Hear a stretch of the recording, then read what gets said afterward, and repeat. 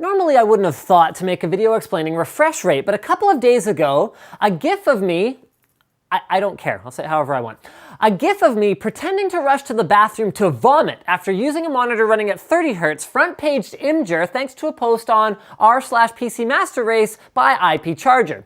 This alone wouldn't have justified the creation of this video, but some of the discussion that went on under the posts showed me that y'all need something to point at when people are all like, oh, 30 Hz is all we need. So here we go. The refresh rate of a display is the number of times per second measured in hertz that your display will update with new information. The benefits are simple. With older CRT tube monitors, having a high refresh rate was critical because it reduced perceptible flickering and improved user comfort. But because modern LCD and OLED displays don't work quite the same way, the big remaining benefit is that as long as the source material is running at a high enough frame rate, your eyes will receive more updates per second, resulting in a smoother moving image, kind of like what you're looking at right now.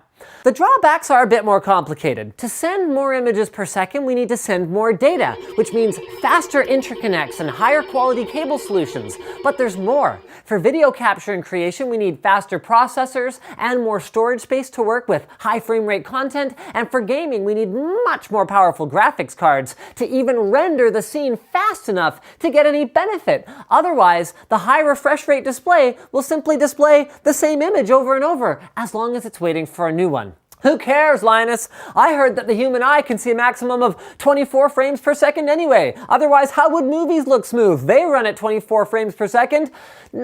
Movies look smooth because motion blur gives that miraculous brain of yours the hints it needs to fill in the gaps, not because your eyes can't perform any better. Well, hold on, Linus. My games support motion blur too. Same difference, right? No, not at all. In games, motion blur is not a natural side effect of the way that light is captured by a camera sensor or film strip. It looks unnatural. And on top of that, it adds more latency between the input of the user and the action showing up on screen, which makes the controls feel less responsive. Another factor that affects the perceived smoothness of an image, especially an interactive one.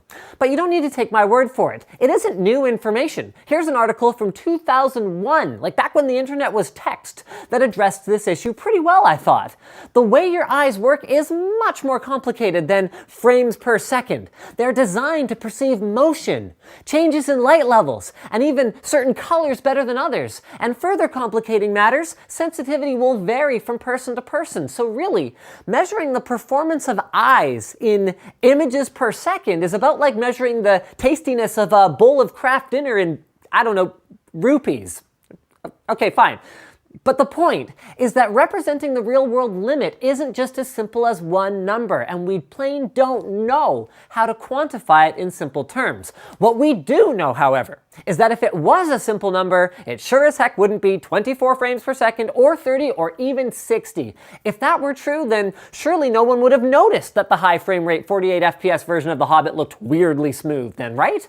Also, this trick where I easily picked out a 120 Hz monitor versus a 60 Hz monitor 100% of the time would have been impossible. Also, those 960 Hz clear motion TVs at the store would be snake oil then, right? I mean, okay, well, those actually are kind of snake oil. They're using predictive algorithms to make like Fako tweener frames and then playing around with backlight refresh tricks to increase the refresh rate that you perceive. But it still reinforces my point that your eyes aren't that simple.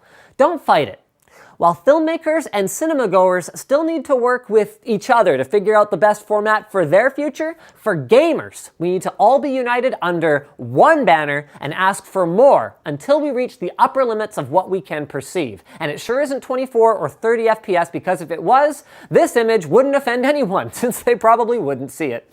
Thanks for watching, guys. I hope you learned something, or if you didn't, I hope you share this video to help educate the masses who do need to know about refresh rates and how more of them are better. Speaking of education, lynda.com is an extremely exciting new sponsor on TechQuickie, and you can get a sweet 7-day free trial by heading over to the link below. Lynda.com lets you work at your own pace to learn and keep up to date with your software, pick up brand new skills, or explore new hobbies with easy to follow video tutorials. Take better pictures pictures and videos with your DSLR, learn like Leap programming skills and develop your own mobile app, or become awesome at using professional video editing software like Final Cut Pro 10 or Premiere, just like the guy who edited this video. Lynda.com offers thousands of high-quality video courses in a variety of topics with new ones added every week. Each course is taught by an industry expert and structured so you can learn from start to finish at your own pace. Plans start at $25 a month, but for you guys, we've got that special deal I mentioned before. So head over to lynda.com/techquickie